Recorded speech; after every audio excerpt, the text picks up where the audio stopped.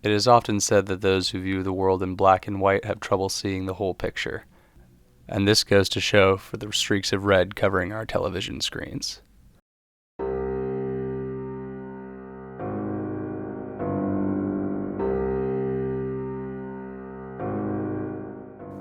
Consumer culture runs rampant with the notion that to have is to hoard and to collect is to control.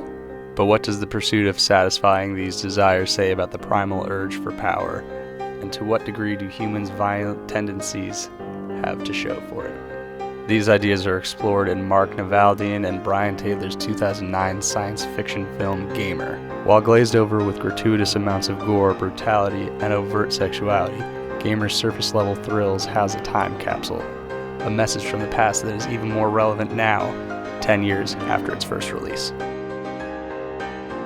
Set in a not-so-distant 2034, Gamer showcases a world where state-of-the-art gameplay has reached frighteningly immersive levels of entertainment. Computer programmer Ken Castle, performed by Michael C. Hall, creates nanite technology to replace human brain tissue, enabling people to control other human beings and see through their perspectives. This technology is applied to real-life virtual simulation and Castle's first public venture, Society, where players can control the actions of others willingly participating as avatars. Castle's second and deadliest creation is Slayers, a third-person shooter utilizing death row inmates as playable characters with upgradable high-powered weapons in a deadly sport. While the people working as actors in Society receive a salary, the inmates being used as avatars and Slayers are playing for a chance to win their freedom and be released from prison, if, however, they can survive 30 rounds. That leads us to the only man who Castle's games haven't been able to stop. Protagonist of the film, John Cable Tillman, performed by Gerard Butler. With the setting of this universe established and understood by the viewers, Gamer proceeds to depict an alternative reality where everyone is desensitized to a startling degree of vulgarity and violence put on display not only in their virtual lives, but in their everyday existence as well.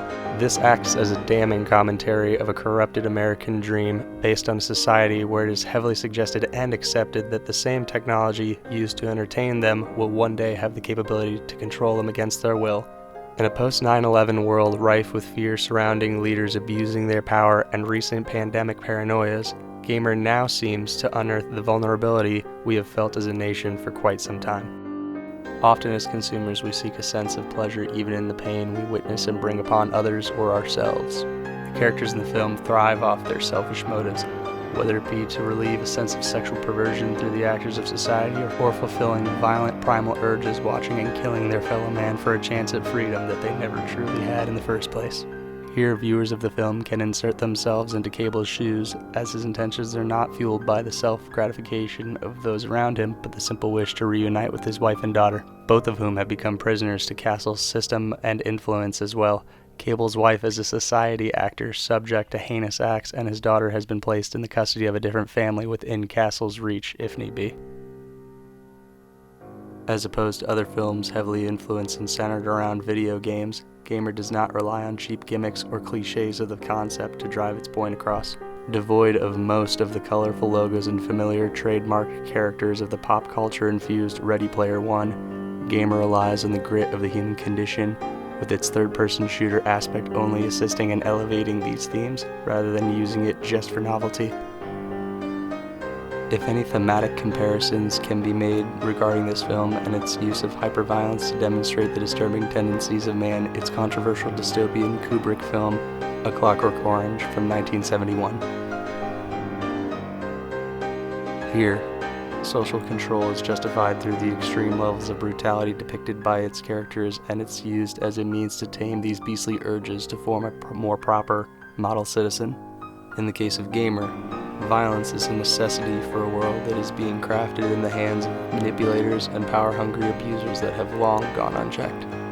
The excessive bloodshed and promiscuity could be mistaken for overkill, but these are the attributes of a society derailed from the standards of living we'd call normal and abandoned for reasons left to the viewer's imagination.